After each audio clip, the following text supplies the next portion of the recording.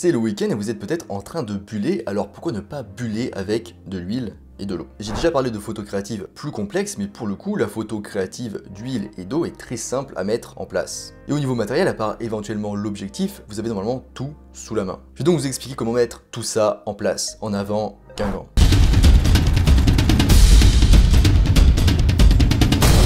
Avant de commencer, je vous rappelle qu'en description, vous pouvez retrouver ma formation gratuite sur les bases de la photo. Je vous invite à cliquer dessus et à vous y inscrire. Alors on commence par le matériel nécessaire, évidemment. Alors voici un petit peu le matériel. Alors on commence rapidement. Au niveau du boîtier, du coup, peu importe. Au niveau de l'objectif, le mieux c'est un objectif macro, évidemment. Ou en accessoire, vous avez des tubes d'extension qui peuvent aussi fonctionner.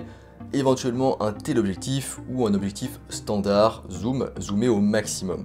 Ensuite, deux chaises ou par exemple deux briques de lait, en fait deux objets pour faire le support de la plaque de verre, ou éventuellement du coup une table si vous utilisez un récipient pour faire tout ça. Ensuite du coup une surface de verre, ça peut être tout simplement la vitre d'un cadre photo, un bol en verre, un aquarium ou un plat pour faire la cuisine, un trépied, du savon du coup qu'on utilise pour la vaisselle, du nettoyant pour les vitres, des serviettes en papier ou un chiffon, du papier journal, un fond coloré, donc ça peut être du papier cartonné, des vieux magazines.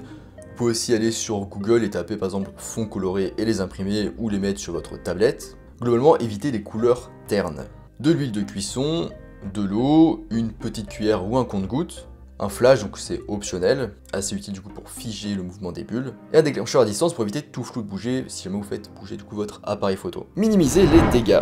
L'huile c'est cool pour cuisiner mais c'est salissant, alors préparez-vous à cette expérience sale. Essayez d'installer votre matériel en plein air et sur un sol plat. Gardez toujours sous la main du papier absorbant ou un vieux chiffon au cas où. Utilisez du coup une petite cuillère ou un compte-gouttes pour appliquer l'huile sur l'eau en petites doses régulières. Je vous conseille aussi de recouvrir tout ce qu'il y a sous votre matériel de papier journaux pour protéger du coup tout ce qui est en dessous de possibles coulées. Si vous utilisez votre tablette pour faire du coup le fond coloré, dans ce cas mettez-le bien dans un étui de protection ou entourez-le de film alimentaire. Préparez votre scène de prise de vue. Donc au moins vous allez prendre vos chaises ou vos petites briques de lait et les mettre à une petite distance l'une de l'autre. En deux, ensuite vous allez placer votre plaque de verre sur ces supports pour faire un petit pont d'Avignon. Et en 3, du coup, vous prenez votre fond coloré, vous le mettez en dessous, donc sous la plaque de verre. En fonction de la hauteur de vos chaises ou de vos briques, vous devrez peut-être un petit peu surélever du coup la hauteur de votre fond coloré. Vous pouvez par exemple utiliser quelques livres pour ça. Le but c'est qu'en fait le fond coloré remplisse bien totalement la photo. Il y a aussi une version d'installation plus simple avec un récipient en verre d'au moins 20 cm de profondeur.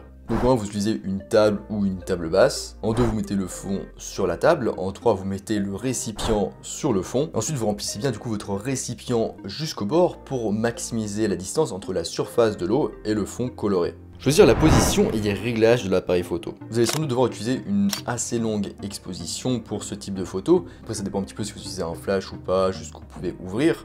Et du coup, qui dit longue exposition dit trépied. Comme ça, vous aurez tout qui serait bien stable pendant la prise de vue. Ça vous permet aussi d'avoir les mains libres pour faire vos petites manipulations d'eau et d'huile sur le verre. Pensez à bien verrouiller votre appareil photo sur votre trépied pour pas qu'il tombe. Positionnez-le de manière à ce que l'objectif soit proche du verre, donc il sera sans doute complètement penché, voire comme ça. Faites en sorte que l'élément frontal de votre objectif soit aussi parallèle que possible à la plaque de verre. La mise au point sera du coup comme ça beaucoup plus facile et vous aurez une plus grande zone de netteté sur votre plaque de verre. Parce que dans ce genre de situation, la profondeur de champ est très faible, donc si c'est pas parfaitement parallèle, vous aurez très peu de zones nettes. Faites du coup la mise au point manuellement et activez le mode Live View. Donc le mode Live View, je rappelle, c'est quand votre viseur de votre appareil photo il apparaît sur votre écran LCD à l'arrière de votre boîtier. Se mettre en mode Live View, ça vous permet de voir un petit peu tout ce qui se passe sur votre surface vitrée et de ne pas trop vous approcher de votre appareil photo, ce qui pourrait faire en fait que vous allez le faire vibrer et du coup vous aurez des vibrations sur votre photo et du coup du flou de bouger. Au niveau des réglages, du coup, donc vous allez utiliser le mode de prise de vue manuel. Vous allez essayer d'ouvrir à f3,5, en tout cas très grand si vous le pouvez, ou plus si possible. Sensibilité, vous pouvez commencer par 100 ou 200 ISO, donc au minimum comme d'habitude, et augmenter un petit peu par la suite si besoin. Ensuite, le temps de pause, il dépendra un petit peu de l'éclairage, mais vous pouvez commencer par viser autour de 1/250e de seconde. Ça dépend aussi de votre ouverture, de votre éclairage, de votre matériel. Faites attention au flou de mouvement. Les réglages qu'on a vus juste avant devraient vous permettre d'obtenir une belle netteté globale qui s'estompe un petit peu sur les bords. Et d'ailleurs, dans un monde idéal, on aurait voulu se mettre à f8 ou f16 pour obtenir une plus grande profondeur de champ et une plus grande netteté globale. Mais vous allez très vite constater que l'huile bouge plus vite que prévu. Et vu que l'objectif est très proche de la vitre et de l'huile, on peut obtenir très vite finalement du flou de mouvement. Après ça dépend de beaucoup de choses, de votre matériel, de votre lumière globale, mais globalement retenez que l'huile est indisciplinée, elle va un petit peu partout là où elle veut. Commencez à prendre vos photos abstraites d'huile et d'eau.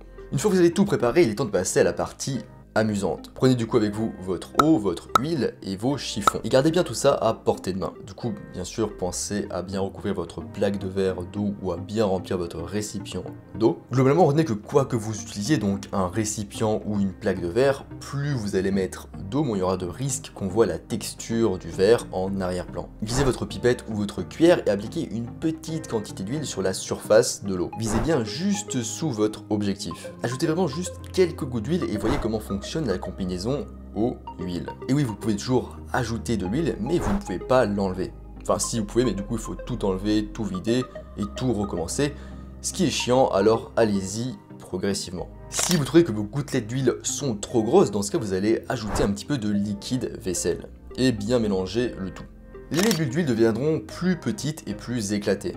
Mais le savon du coup pour la vaisselle a aussi un autre avantage, il donne plus de relief aux gouttes d'huile, notamment sur les bords. Et du coup elles apparaissent plus épaisses. Au niveau de la quantité de liquide vaisselle à rajouter, il n'y a pas vraiment de science exacte là-dessus, vous allez devoir essayer, faire des erreurs et recommencer.